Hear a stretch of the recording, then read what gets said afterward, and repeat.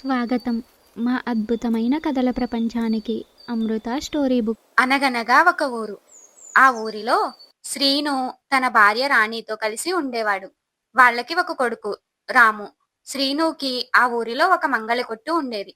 ఒకప్పుడు తన వ్యాపారం బానే సాగేది. కానీ ప్రస్తుతం తన కొట్టుకి జనాలు ఎవరూ రాక డబ్బులు రావడం చాలా కష్టంగా మారింది. ఒకరోజు రాణి శ్రీనుతో ఇలా అంటుంది: కొన్ని రోజులుగా మన కొట్టుకి వచ్చే జనాల సంఖ్య చాలా తగ్గిపోయింది. మనకు నెల గడవడానికి కూడా డబ్బులు రావడం లేదు. కాబట్టి మీరు ఈ పని కాకుండా ఇంకేమైనా చూసుకోవడం మంచిదని నాకు అనిపిస్తుంది. రాము భవిష్యత్తుకు కూడా ఇదే చాలా మంచిది. నువ్వు చెప్పింది కూడా నిజమే.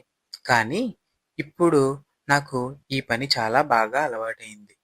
ఇది కాకుండా వేరే ఏదైనా పని నేర్చుకోవాలి అంటే అది చాలా సమయం పడుతుంది. ఈలోగా మనకి ఇల్లు గడవడం కూడా ఇంకా కష్టమైపోతుంది. మరి మనం ఇప్పుడు ఏం చేద్దాం? నేను రేపు ఒకసారి పక్క ఊరికి వెళ్ళి ఈ పనిలోనే కొన్ని కొత్త పద్ధతులు నేర్చుకుని తిరిగి వస్తాను. అప్పుడు మన ఊరిలో అందరూ మళ్ళీ మన దుకాణానికే రావడం మొదలు పెడతారు. పైగా కొత్తది నేర్చుకోవడం కంటే ఉన్నదాన్ని అభివృద్ధి చేసుకోవడం చాలా ఉత్తమమైన పని. సరే అయితే వెళ్ళి నేర్చుకుని రండి. మీరు చెప్పింది నేనెందుకు కాదనాలి? ఏమైనా ఉపయోగం ఉంటుందో లేదో చూద్దాం. ఉదయం అవుతుంది. శ్రీను పక్క ఊరికి వెళ్తూ చాలా దూరం నడిచి ఒకచోట విశ్రాంతి కోసం కూర్చుంటాడు.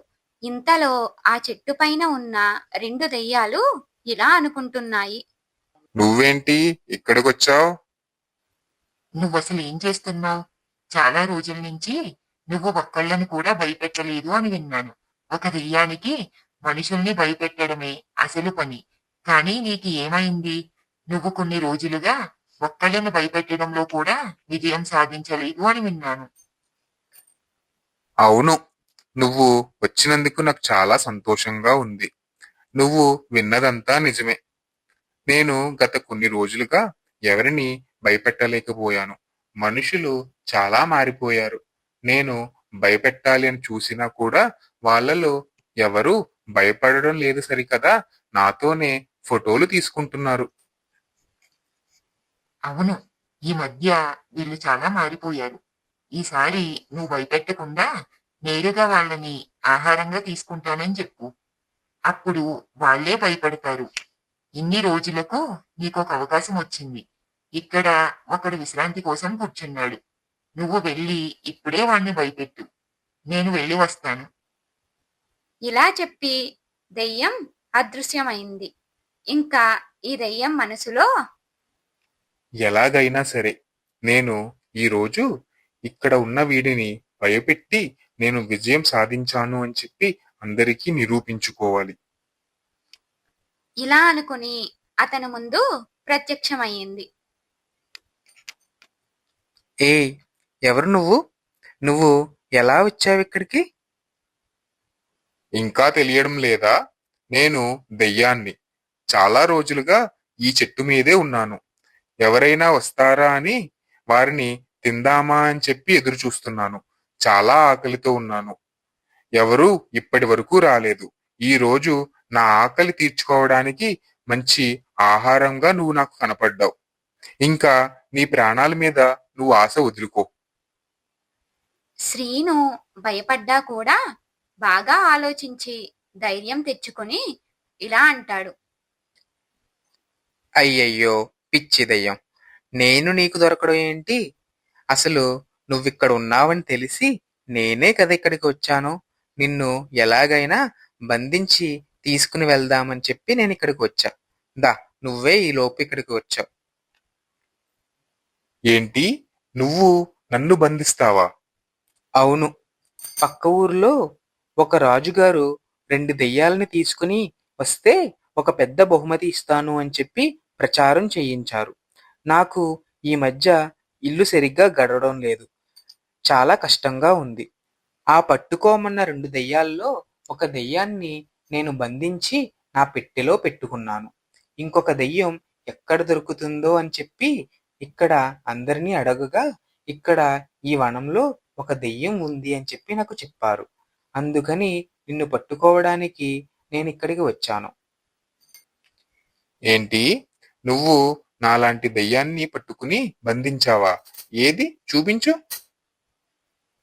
వెంటనే అతను తన పెట్టెలో నుంచి అద్దం తీసి దెయ్యం ముందు పెట్టాడు. ఆ అద్దంలో తన ప్రతిరూపాన్ని తానే చూసుకుని వీడు నిజంగానే ఒక దెయ్యాన్ని బంధించాడు అనుకుని అది చాలా భయపడింది. అయ్యో, నువ్వు నన్ను బంధించవద్దు. నువ్వు చాలా శక్తివంతమైన మునిలాగా ఉన్నావు. నువ్వు ఎలాగైనా నీకు వ్యాపారం లేదు అని చెప్పి అన్నావు కదా. నువ్వు ఊహించలేనంత బంగారాన్ని నేనే నీకు బహుమతిగా ఇస్తాను. దాంతో పాటు ఒక కత్తెరను కూడా ఇస్తాను. ఆ కత్తెరతో నువ్వు నీ దగ్గరికి వచ్చిన జనాలు ఏ విధంగా కావాలి అని అనుకుంటున్నారో వాళ్ళ అభిరుచికి తగ్గట్టుగా హెయిర్ స్టైల్ చేసి ఇవ్వచ్చు. దానివల్ల నీ వ్యాపారం కూడా మెరుగుపడుతుంది. ఇలా చెప్పి కొన్ని బంగారు నాణ్యాలను కత్తెరను ఇచ్చి అదృశ్యమవుతుంది. వాటిని తీసుకుని శ్రీను ఇంటికి వెళ్ళి తన భార్యతో ఇలా అంటాడు. ఇంకా మన కష్టాలన్నీ తీరిపోయినట్టే. నేను పక్క ఊరికి వెళ్తుంటే నిన్న రాత్రి ఒక దెయ్యం నన్ను బంధించాలి అని చెప్పి ఎదురు చూసింది. కానీ నేను సమయస్ఫూర్తితో ఆ దెయ్యాన్ని కూడా నేను ఎదిరించి ఈ బంగారు నాణ్యాలని ఈ కత్తెరను సంపాదించా. దీంతో మన కష్టాలన్నీ తీరిపోయినట్టే. అవునా, నిజం చెప్తున్నారా? ఇప్పుడు నాకు చాలా సంతోషంగా ఉంది. ఇంకా మన కష్టాలన్నీ తీరిపోయినట్టే. మన రాము భవిష్యత్తు కోసం కూడా ఎలాంటి దిగులు అవసరం లేదు. అలాగే ఆ కత్తెర వల్ల మన వ్యాపారం కూడా చాలా బాగా నడిచే అవకాశం ఉంది. అందుకే సమయస్ఫూర్తితో ఆలోచిస్తే మనం ఎలాంటి సమస్యనైనా మనకి అనుకూలంగా మార్చుకోవచ్చు. మీకు ఈ కథ ఎలా అనిపించిందో కామెంట్లో చెప్పండి. ఇలాంటి మరిన్ని మంచి కథలు ప్రతి శనివారం వస్తున్నాయి. మర్చిపోకండి. లైక్ అండ్ సబ్స్క్రైబ్ చేసి మీ ఫ్రెండ్స్ అండ్ ఫ్యామిలీతో షేర్ చేయండి. మళ్ళీ శనివారం కలుద్దాం మరో అమృత కథతో.